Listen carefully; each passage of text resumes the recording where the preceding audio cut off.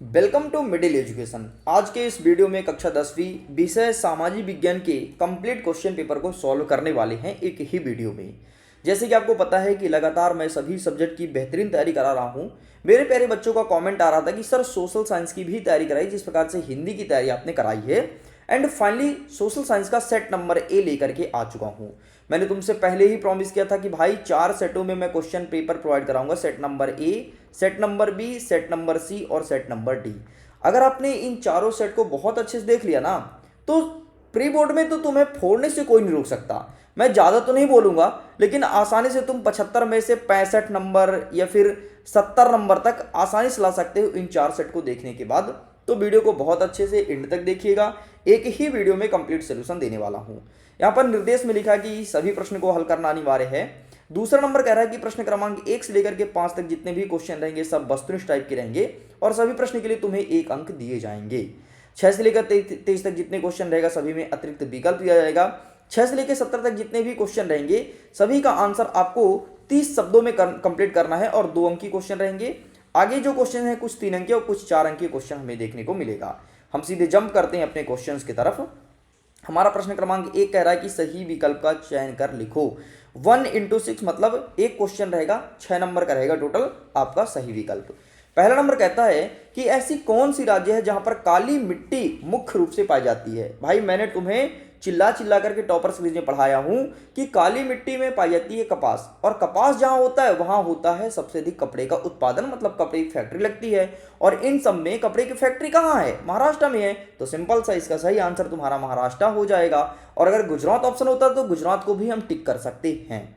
Next हमारा दूसरा number कहता है कि भारत में वन्य जीव सुरक्षा अधिनियम कब पारित किया गया था। तो वन्य जीव सुरक्षा अधिनियम 1992 में लाया गया था और इसी के तहत 1973 में प्रोजेक्ट टाइगर की शुरुआत की गई थी। इस चीज को ध्यान रखिएगा। तीसरा नंबर कह रहा है कि गांधी जी के नेतृत्व में असहयोग कार्यक्रम अपनाया गया। गांधी जी के नेतृत्व में असहयोग कार्यक्रम कब अपनाया गया था? तो इसका सही आंसर लिखेंगे ऑप्शन नंबर द 1920 आपका सही उत्तर हो जाएगा। आगे बढ़ते हैं नेक्स्ट क्वेश्चन की तरफ कि बहुजन समाज पार्टी के संस्थापक कौन है।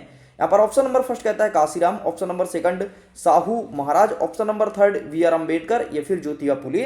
तो इसका सही आंसर हमें लिखना है ऑप्शन नंबर ए काशीराम इस करेक्ट आंसर। नेक्स्ट कह रहा है 5वां नंबर कि भारत में सबसे अधिक साक्षर वाला राज्य कौन सा है। तो इनमें से सबसे अधिक साक्षर जो है वो है केरला। केरला की साक्षरता पता है कितनी है? 93% है। मतलब अगर आप 100 व्यक्ति से मिलोगे उनमें से 93 व्यक्ति तुम्हें वेल एजुकेटेड देखने को मिलेगा, फ्लुएंट इंग्लिश में बात करेगा। भाई यहाँ के ऑटो वाले तक इंग्लिश में बात करते हैं, इतनी ज़्यादा लिटरेसी रेट है यहाँ की। नेक्स्ट हमारा 6वां नंबर कह रहा है कि कृषि क्षेत्र में निम्नलिखित में से सम्मिलित है प्राथमिक, द्वितीयक, तृतीयक या फिर द्वितीयक एवं तृतीयक। तो जो कृषि होता है ना वो आपके प्राथमिक क्षेत्र में आता है, तो प्राइमरी सेक्टर इसका करेक्ट आंसर हो जाएगा। अब देखो अगर आप इंग्लिश मीडियम के हो तो सारे क्वेश्चन इंग्लिश में भी लेकर के आया हूँ। यहाँ पर लिखा है select the correct options and write. ठीक है, सही आंसर बताना है। जैसे in which of these state black soil mainly founded. तो इसका सही आंसर हो जाएगा आपका Maharashtra. When was wildlife protected act pass in India? तो 1972। एंड ऐसे ही बहुत सारे क्वेश्चन हैं, तो इन सबका आंसर मैंने बता दिया है, तो बस तुम्हें इंग्लिश में से ट्रांसलेट करना है।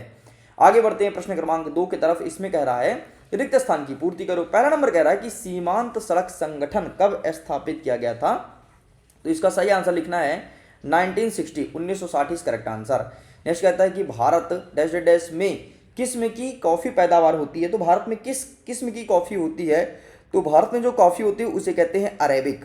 तो भारत में अरेबिक किस्म की कॉफी का पैदावार होता है, अरेबिक लिखना है।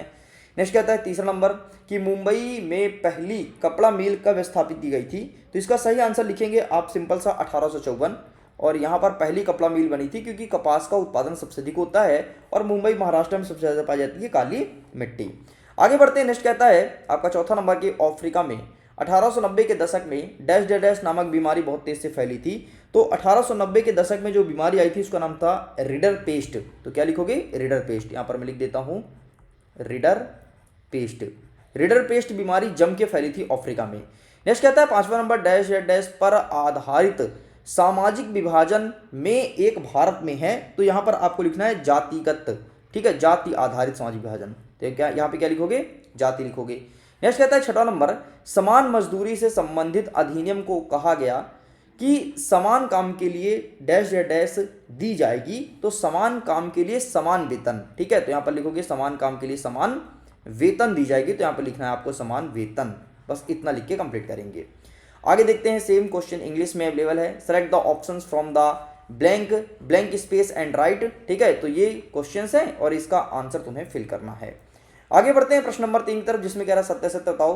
पहला नंबर कह रहा है कि भारत के क्षेत्रफल का लगभग 23% भाग क्या मैदानी है। बिल्कुल गलत बात है, 23 नहीं है बल्कि 49% भाग मैदानी है। मैंने आपको बहुत अच्छे से टॉपर सीरीज में इस चीज को पढ़ाया है, तो वहीं से क्वेश्चन बना हुआ है। आगे बढ़ते हैं, नेक्स्ट क्वेश्चन कहता है कि बांधों को आधुनिक भारत का मंदिर क्या जवाहरलाल नेहरू ने कहा था। बिल्कुल ये फैक्ट सही है, इन्होंने ही कहा था, अच्छे से याद कर लेना, तुम्हारे एग्जाम में देखने को मिलेगा। नेक्स्ट कहता है कि मार्टिन लूथर किंग क्या समाज सुधारक हैं। बिल्कुल सही हो जाएगा। नेक्स्ट कहता है कि 16वीं शताब्दी में यूरोप के बाजार में 8 करोड़ की मुद्राएं किताब आई थी। तो ये आपका सही हो जाएगा। नेक्स्ट कहता है कि लोकतंत्र का अर्थ क्या जनता का शासन होता है। ये आपका सही हो जाएगा। नेक्स्ट कहता है कि लोकतंत्र व्यक्ति की गरिमा को बढ़ाता है। तो ये भी आपका सही हो जाएगा। इस प्रकार से सब कुछ सही है, केवल पहला वाला बस गलत है। सेम क्वेश्चन इंग्लिश में अवेलेबल है, ट्रू फॉल्स। ठीक है, about 23% of India area is plain. तो ठीक है, तो ये तो फॉल्स हो जाएगा बाय द वे, बाकी इसी प्रकार से ट्रू फॉल्स यहाँ पर अवेलेबल है। आइए फटाफट मैच करते हैं सही जोड़ी को, देखते हैं सही जोड़ी में क्या हो जाएगा। तो पहला नंबर कहता है हमारा भिलाई। तो भिलाई कहाँ है भाई, तो इसका सही आंसर तुम्हें लगाना है। भिलाई जो है वो है छत्तीसगढ़ में, तो इसको छत्तीसगढ़ से मैच कीजिएगा। नेक्स्ट कहता है कि भारतीय जनता पार्टी, तो बीजेपी का गठन हुआ था 1980 में। तो ये आपका सही उत्तर हो जाएगा। विमुद्रीकरण का मतलब होता है रुपए पैसा का बंद होना और दूसरे रुपए पैसा का चलन होना। तो 2016 में मोदी जी ने किया था, तो ये हो जाएगा। नेक्स्ट कह रहा है कि मोटर गाड़ी उद्योग, तो ये इसका मुख्यालय जो है वो गुरुग्राम में है, तो गुरुग्राम से मैच करेंगे। द्वितीय क्षेत्र आपको क्या हो जाएगा, तो द्वितीय क्षेत्र में क्या आता है उद्योग, तो सीमेंट कारखाना, सूती वस्त्र उद्योग, ये सब आ जाएगा। एंड प्राथमिक क्षेत्र में क्या हो जाएगा आपका कृषि, तो इसको कृषि से मैच कर देंगे। इस प्रकार से आपका ये होता है कंप्लीट।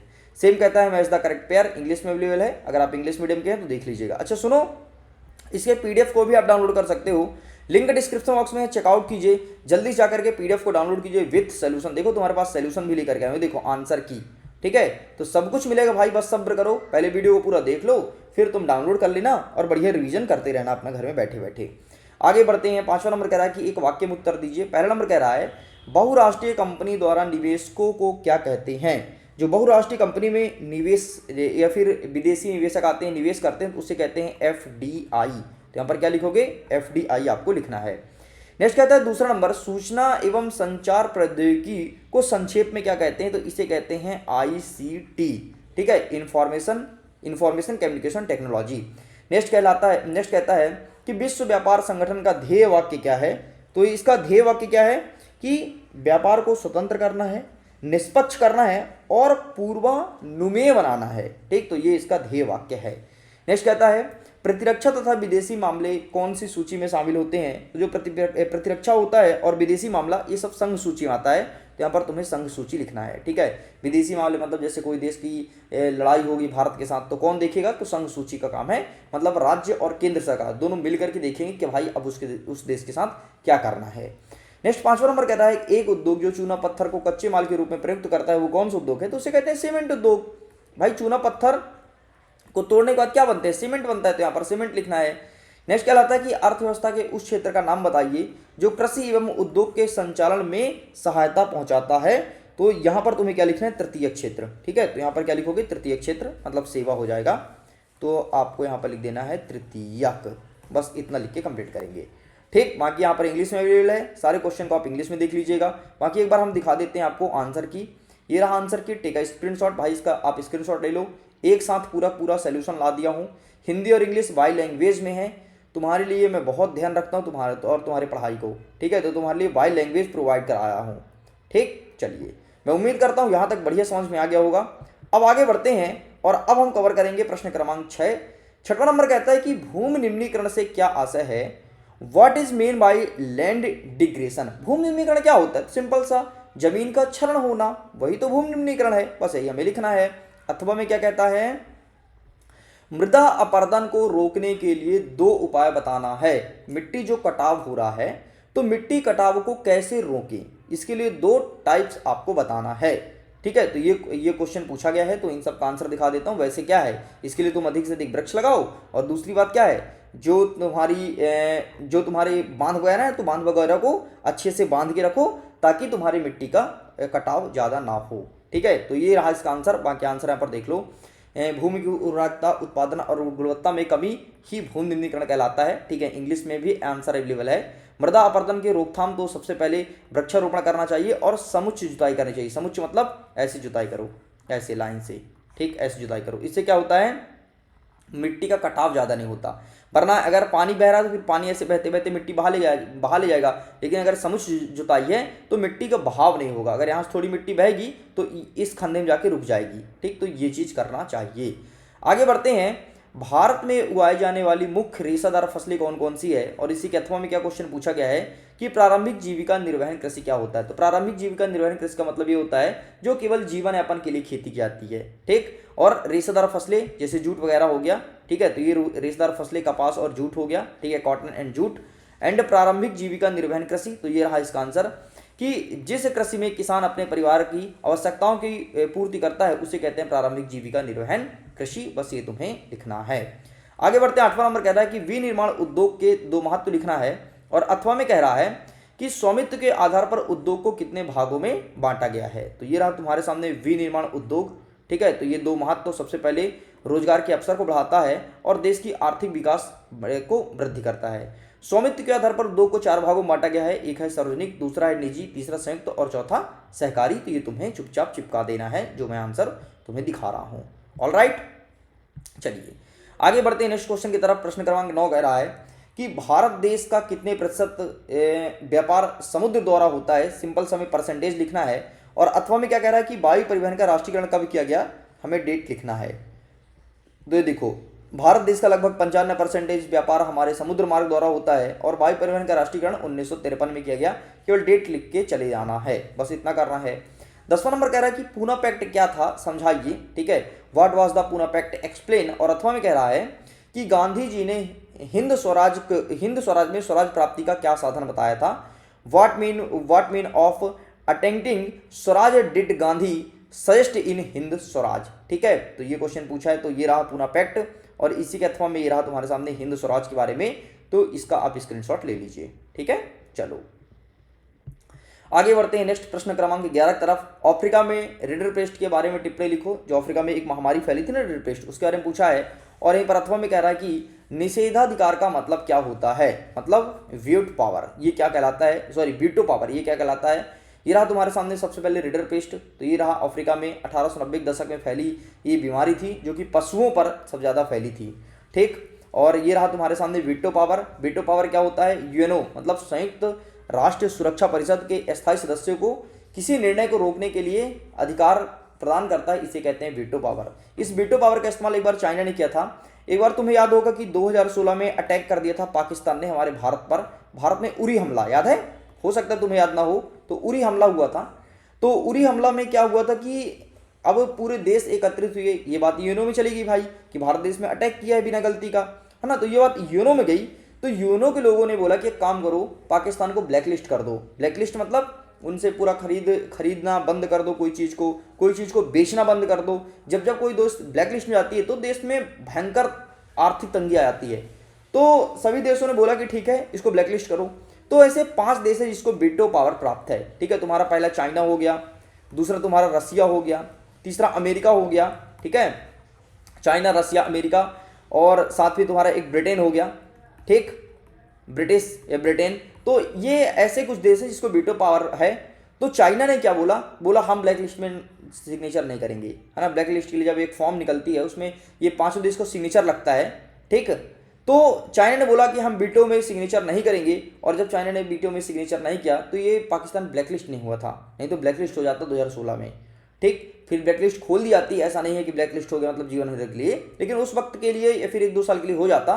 तो 1-2 साल छोड़ो यार, अगर 1-2 दिन के लिए भी होता ना तो इसकी पूरी अर्थव्यवस्था हिल जाती। तो ये होता है तुम्हारा वीटो पावर, समझ गए। तो फिर चाइना ने वीटो पावर में सिग्नेचर नहीं किया तो फिर सब कैंसिल, फिर कुछ नहीं हुआ, क्योंकि सभी लोग का सिग्नेचर होना अनिवार्य है जिस देश को वीटो पावर है। 12 नंबर कह रहा है कि औद्योगिक मजदूरी से क्या सह है, what is mean by industrial labours. और अथवा में कह रहा है कि बहुत सारे उद्योग में श्रमिकों की मांग मौसम के आधार पर घटती बढ़ती रहती है, ऐसा क्यों। तो आइए दिखाते हैं। ये रहा औद्योगिक मजदूरी तुम्हारे सामने। ठीक है, वे श्रमिक जो कारखाने और उद्योग में कार्य करते हैं उसे औद्योगिक मजदूर कहते हैं। और अथवा कहता है कि मौसम के आधार पर श्रमिकों की मांग, तो ये रहा इसका आंसर। ठीक है, तो आप इसका स्क्रीनशॉट ले लीजिए। चलिए आगे बढ़ते हैं नेक्स्ट प्रश्न क्रमांक 13 की तरफ कि प्लाटेन से क्या आशय है, और अथवा में क्या कह रहा है कि मुद्रण क्रांति के 2 परिणाम लिखिए। आइए दिखाते हैं प्लाटेन, ये रहा तुम्हारे सामने प्लाटेन। प्लाटेन का वायदा यहाँ पर सही आंसर दिया नहीं है, यहाँ पर पठार के बारे में दे दिया है। ठीक है, तो इसे साइड करो। हाँ, मुद्रण क्रांति देख लो, सबसे पहले शिक्षा का प्रसार हुआ था और विचारों का तेजी से प्रसार हुआ था, ये तुम्हें लिखना था। आगे बढ़ते हैं, 14 नंबर कह रहा है कि दल व्यवस्था से क्या आशय है। ठीक है, पार्टी सिस्टम। एंड अथवा में कह रहा है कि राजनीतिक दल की कोई 2 विशेषताएं बताना है। Right any 2 characters of political parties. आइए दिखाते हैं इसका आंसर, तो ये रहा तुम्हारे सामने दल व्यवस्था, कि देश में राजनीतिक दलों की संख्या और उसकी भूमिका को दल व्यवस्था कहते हैं। और राजनीतिक दल की 2 विशेषताएं हैं, सबसे पहले सत्ता प्राप्ति का उद्देश्य और दूसरा संगठित समूह, ये आपको लिखना है। आगे बढ़ते हैं, 15 नंबर कह रहा है कि आर्थिक विकास किस कारक पर निर्भर करता है, और एक प्रथम कह रहा है कि भारत में लोकतंत्र सफल क्यों हुआ, कोई 2 कारण आपको बताना है। ठीक है, तो ये रहा तुम्हारे सामने आर्थिक विकास, प्राकृतिक संसाधन, पूंजी और मानव संसाधन पर, ठीक है, इस पर निर्भर करता है। और ये लोकतंत्र की सफलता के 2 कारण, सबसे पहले स्वतंत्र न्यायपालिका है हमारे देश की, और नियमित चुनाव व्यवस्था है, मतलब हर 5 साल में चुनाव होता है, इसलिए हमारे यहाँ का जो लोकतंत्र सिस्टम है वो फेलियर नहीं है। आगे बढ़ते हैं 16 नंबर की तरफ कि तृतीय क्षेत्र से आप क्या समझते हैं, इसे एक्सप्लेन करना है। What do you standard about the tertiary sector right. ठीक है, ये क्वेश्चन पूछा गया है और अथवा कह रहा है कि खुली बेरोजगारी मतलब ओपन अनएम्प्लॉयमेंट को एक्सप्लेन करना है। ठीक है, क्या होता है खुली बेरोजगारी। सबसे पहले देखो तृतीय क्षेत्र क्या है, ये लिखा है जो क्षेत्र सेवाएं प्रदान करते हैं उसे तृतीय क्षेत्र कहते हैं। और अथवा कहता है खुली बेरोजगारी जब व्यक्ति काम करने को तैयार हो लेकिन उसे काम ना मिले, उसे कहते हैं ओपन अनएम्प्लॉयमेंट, मतलब वो काम करने के लिए तैयार है लेकिन उसे काम नहीं मिल रहा है। ठीक है, तो ये होती है खुली बेरोजगारी।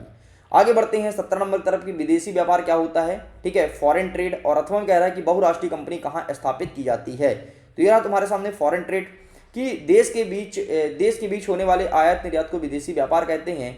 और बहुराष्ट्रीय कंपनी अनेक देशों में स्थापित की जाती है, ये आपको लिखना है। आगे बढ़ते हैं 18 नंबर कह रहा है कि भारत में विभिन्न समुदाय ने किस प्रकार वन तथा वन्य जीव संरक्षण का योगदान दिया था।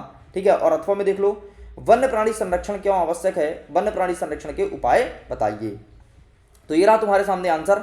ठीक है, पहला नंबर तुम्हारे सामने हो जाएगा बिश्नोई समुदाय, दूसरा चिपको आंदोलन, तीसरा हो जाएगा सामुदायिक वन प्रबंधन, तो ये तीनों तुम्हें लिखना है। ठीक, वन्य प्राणी संरक्षण क्यों आवश्यक है उपाय बताना है, तो ये रहा तुम्हारे सामने आवश्यकता। ठीक है, जैव विविधता को बनाए रखने के लिए और परिस्थिति को संतुलित करने के लिए। और ये रहा तुम्हारे सामने उपाय, राष्ट्रीय उद्यान और अभयारण्य को स्थापित करने के लिए और अवैध शिकार पर प्रतिबंध लगाने के लिए, ये तुम्हें लिखना है। आगे बढ़ते हैं 19 नंबर कह रहा है कि सत्ता के विकेंद्रीकरण से क्या आशय है। अब ये क्वेश्चंस आपके 3 नंबर के स्टार्ट हो गए हैं। ठीक है, अब बड़े बड़े क्वेश्चंस तुम्हें कवर करना है 3 नंबर और 4 नंबर का।